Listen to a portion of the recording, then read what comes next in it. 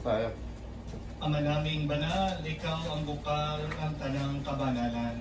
Kaya sa pamagitan ng iyong Espiritu, gawin mong banal ang mga kaloob na ito, upang para sa amin maging katawan, tugon ng aming Panginoong Jesucristo.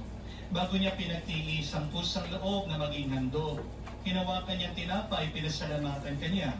Pinaghati-hati niya iyon, inabot sa kanyang malagad at sinabi, "Tanggapin ninyong lahat ito at kanin, ito ang aking katawan na ihahandog para sa inyo."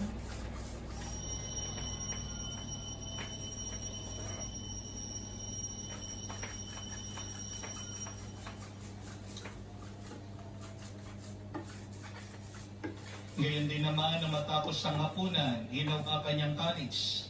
Muli kanyang pinasalamatan. Hinabot niya ang kalis sa kanyang malagad at sinabi, "Tanggapin ninyong lahat ito at inumin. Ito ang kalis ng aking dugo, ng bago at walang hanggang tipan. Ang aking dugo ay bubuhos para sa inyo at para sa lahat. Sa ipagpapatawad ng mga kasalanan, gawin ninyo ito sa pag-aalaala sa akin."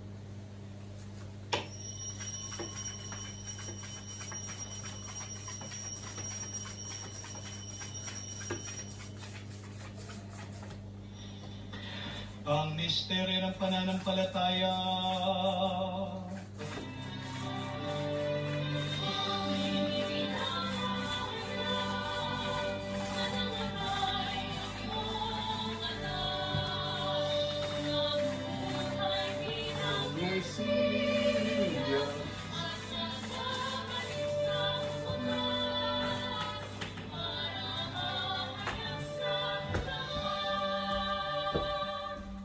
Ama, ginagawa namin ngayon ang